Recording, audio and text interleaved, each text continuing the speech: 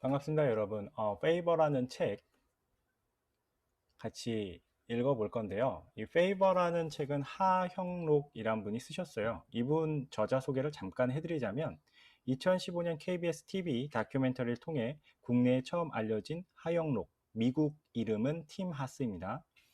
회장은 미국 동부의 메이저 건축 설계 회사인 팀 하스의 설립자이자 대통령의 임명으로 미국 상원의 인준을 거쳐 미국 연방정부의 건축 관련 최고 의결 및 자문기관인 미국 국립건축과학원의 종신직 이사로 선임된 인물이다. 그가 세운 건축 설계회사 팀 하스는 잠언 31장의 성경 말씀을 바탕으로 우리는 이웃을 돕기 위해 존재한다는 경영 철학을 가지고 출범, 20년 만에 미국 동부 최고의 건축 설계회사로 성장했다. 그래서 이제 이분이 경험한 이야기를 써놓은 책이 페이버입니다. 그래서 오늘 저희가 독서 토론을 해야 하는 내용 21페이지부터 있는 프롤로그 본격적으로 시작합니다. 팀, 기쁜 소식이에요. 드디어 당신에게 꼭 맞는 심장이 나타났어요. 그날 아침 나를 담당하고 있던 심장 전문의 중 한 사람인 맨시니 박사가 병실로 들어와 상기된 표정으로 말했다. 순간 나는 내 귀를 의심했다. 너무나 오래도록 간절히 듣기 원했던 말. 하지만 막상 그 말이 내 귀에 들려오자 마치 꿈인 듯 정신이 아득해졌다. 나는 천천히 맨시니 박사를 쳐다보았다. 오늘 저녁에 수술할 거니까 어서 가족들에게 알리세요. 나와 함께 나만큼이나 간절하게 이 순간을 기다려온 그의 환한 미소와 희열에 찬 눈빛을 보고서야 나는 안도의 한숨을 내쉬었다. 아, 이제 살았다.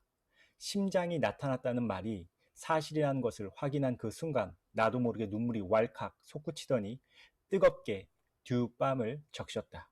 그리고 내 입에서는 어느새 기쁨에 겨운 고백이 터져나왔다. 하나님 감사합니다. 감사합니다. 어느덧 24년 전의 일이 되었지만 지금도 그날의 모든 순간을 또렷하게 기억하고 있다. 나는 그때 심장 이식을 받기 위해 병원에 입원해서 5개월째 내게 맞는 심장을 기다리고 있던 중이었다. 불안과 두려움에 떨며 보냈던 그때의 하루하루를 어떻게 표현할 수 있을까? 시간이라는 잔인한 놈은 숨쉬는 매 순간 내게 얼마 남지 않은 생명의 진액을 핥으며 지나쳐갔다. 내게 허락된 생명의 불빛은 항상 위태롭게 흔들렸고 언제 멈출지 예측 불가능한 심장을 가진 나는 살아있으나 죽은 것과 다름없는 상태였다. 무엇보다 잔인했던 현실은 기다린다고 해서 내게 맞는 심장이 나타난다는 보장이 없다는 것이었다. 실제로 심장병동의 환자 절반 이상이 이식받을 심장을 기다리다 목숨을 잃는다. 운 좋게 이식 수술을 받는다고 해도 그중 절반은 감염이나 합병증으로 사망한다.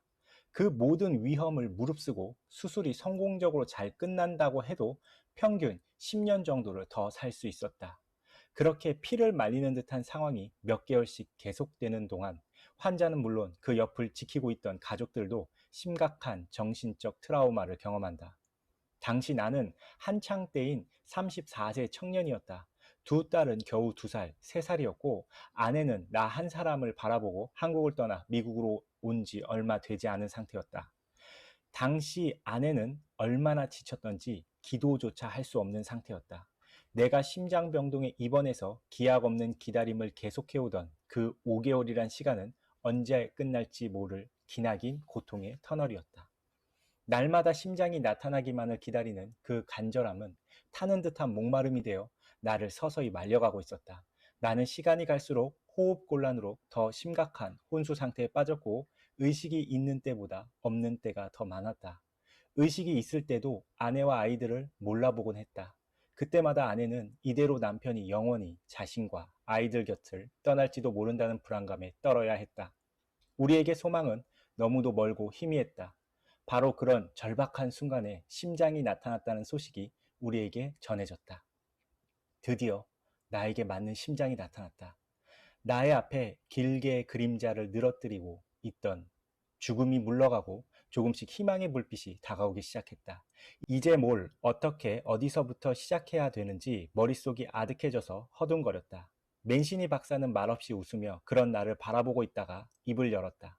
팀, 정말 잘 됐어요. 이렇게 꼭 맞는 심장이 나타나서 얼마나 다행인지 모르겠어요. 사실 심장병동에선 안타깝게 목숨을 잃는 사람들이 많으니까요.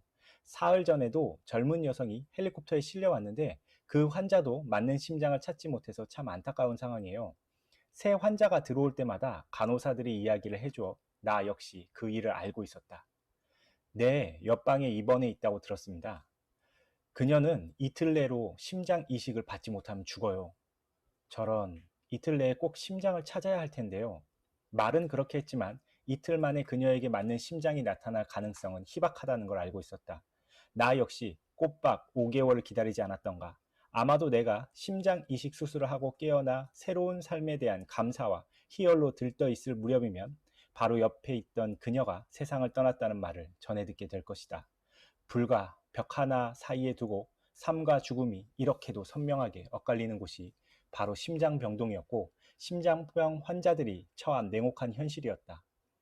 얼굴 한번 보지 못한 사람이었지만 마치 내가 당한 일처럼 안타까웠다. 맨시니 박사에게는 더더욱 그랬을 것이다. 아마도 그래서 그런 말을 했을 것이다. 생사를 오가는 다급한 환자를 위하는 마음에 내게 굳이 하지 않아도 좋았을 말을 했을 것이다. 아니, 나에게 했다기보다는 그녀를 걱정하는 마음 때문에 무심코 중얼거리는 듯한 말이었다. 그런데 그 말이 내 귀에 또렷하게 들려왔다. 그녀에게 필요한 심장과 당신이 이식받게 될 심장이 똑같습니다. 같은 O형에 같은 압력, 같은 사이즈예요. 순간 나는 머리에 뭔가를 얻어맞은 것 같은 충격을 받았다. 2년 가까이 차마 이루 말도 다 할 수 없는 고통 끝에 겨우 만난 심장. 불과 몇 분 전에야 이 고통에서 나를 해방시켜줄 심장을 만났는데 하필이면 바로 옆방에서 죽어가고 있는 사람에게 나와 똑같은 심장이 필요하다니. 더구나 그녀는 그 심장이 없으면 당장 죽을 수밖에 없는 다급한 처지였다. 대체 이게 무슨 얄궂은 일이란 말인가. 내가 너무 놀라자 오히려 맨시니 박사가 더 당황했다.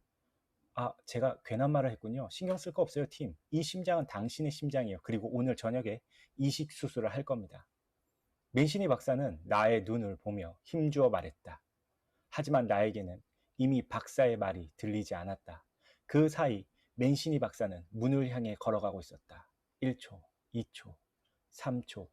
그 짧은 순간에 지난 5개월, 아니 심장 이상과 함께 시작된 지난 2년간의 시간들이 주마등처럼 지나쳐갔다.